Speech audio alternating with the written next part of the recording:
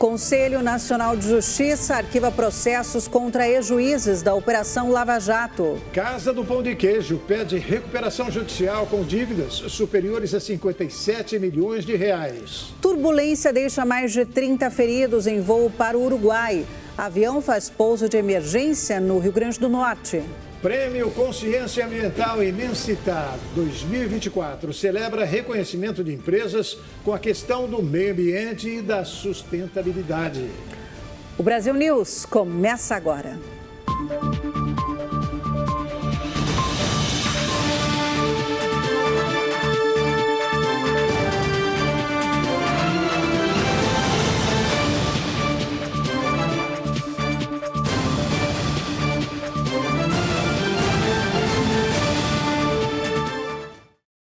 Eleições municipais. Foi divulgados os resultados da última pesquisa do Real Time Big Data sobre as intenções de voto para a Prefeitura de São Paulo. Os dados apontam um empate técnico na liderança da disputa.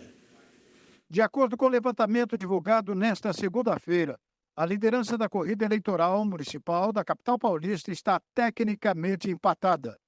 Em um dos cenários estimulados, quando uma lista com os nomes dos pré-candidatos é apresentada aos eleitores, Ricardo Nunes, do MDB, o deputado federal Guilherme Boulos, do PSOL, aparecem com 29% das intenções de voto.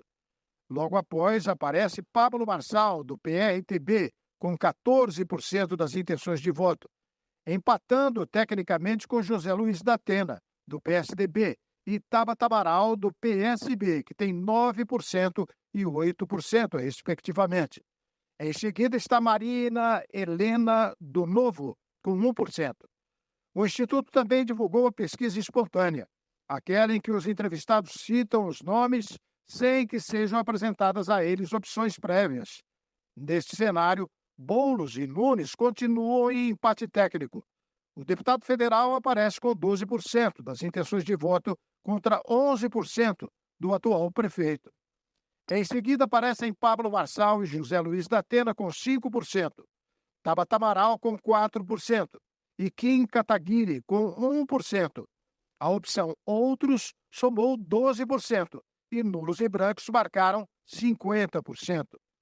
O levantamento foi realizado com 1.500 entrevistados entre os dias 25 e 28 de junho. A margem de erro é de 3 pontos percentuais para mais ou para menos. O Conselho Nacional de Justiça arquivou processos contra juízes da Operação Lava Jato em Curitiba.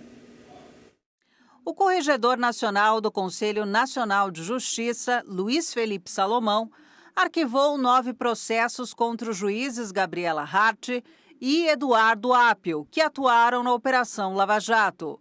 O corregedor de Justiça concluiu que as alegações contra Gabriela demonstram apenas descontentamento da parte requerente diante do que foi decidido nos autos, não havendo indícios de que a juíza tenha cometido falta funcional. Gabriela continua sendo investigada no CNJ por suposta violação de deveres funcionais no caso de recursos que seriam destinados a uma fundação da Lava Jato que seria criada. No caso de Apio, havia um pedido de providências por suposta quebra de sigilo na divulgação de uma decisão.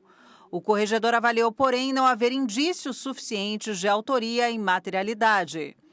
O corregedor do CNJ também arquivou o despacho que acusava Eduardo Apio de ter uma atuação político-partidária, ao criticar a direção e os métodos da Operação Lava Jato. Os processos arquivados são reclamações disciplinares e pedidos de providências contra os juízes da 13ª Vara Federal de Curitiba. O ministro da Justiça, Ricardo Lewandowski, se reuniu com o médico português João Goulão, visto como um dos principais nomes da política de drogas do país europeu. O ministro da Justiça e Segurança Pública, Ricardo Lewandowski, se reuniu com o médico João Goulão, considerado um dos principais nomes da política sobre drogas adotada em Portugal. Desde novembro de 2001, a posse e o consumo de drogas deixou de ser considerado crime em Portugal.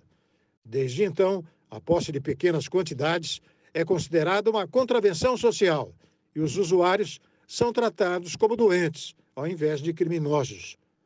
João Goulão atualmente é diretor do Serviço de Intervenção dos Comportamentos Aditivos e nas Dependências, responsável pelo modelo de política sobre drogas e para onde são levados usuários flagrados com pequenas quantidades de entorpecentes.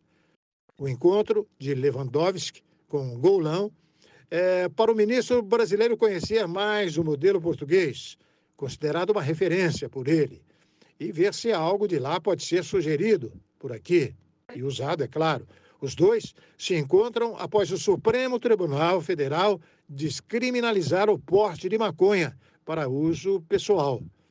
Segundo o ex-ministro, a descriminalização servirá para aliviar a superlotação do sistema carcerário brasileiro.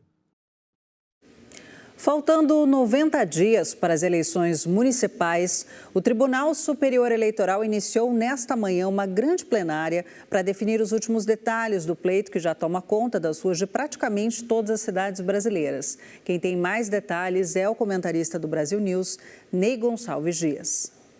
A presidente Carmen Lúcia começou apresentando um relatório do primeiro semestre, de 1º de janeiro até esta segunda-feira. Foram julgados 954 processos pelo TSE.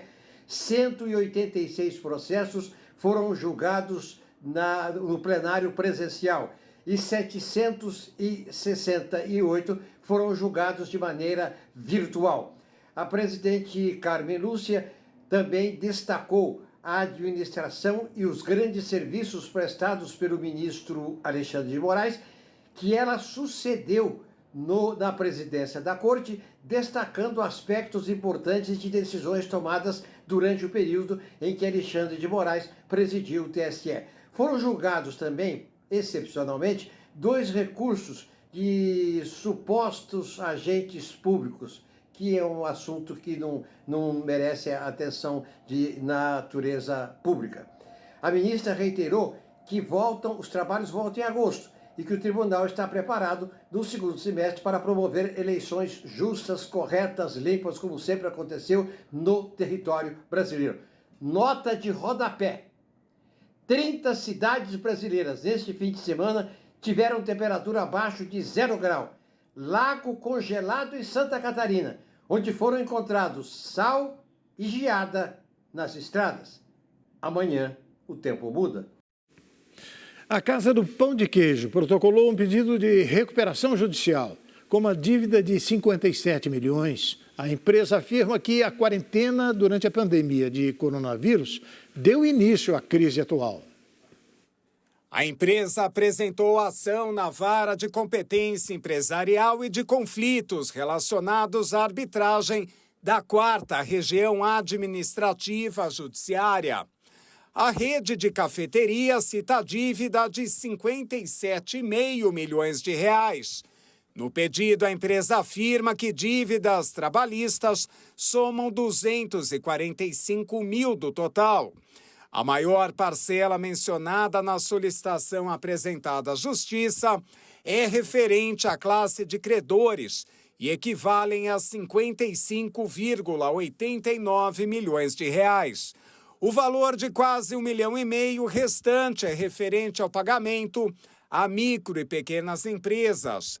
A ação inclui a fábrica e as 28 lojas próprias, todas localizadas em aeroportos, sem as franquias da rede.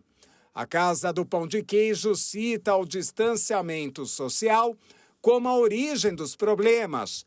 A empresa afirma que o fechamento de lojas a partir de 2020 resultou na crise financeira atual.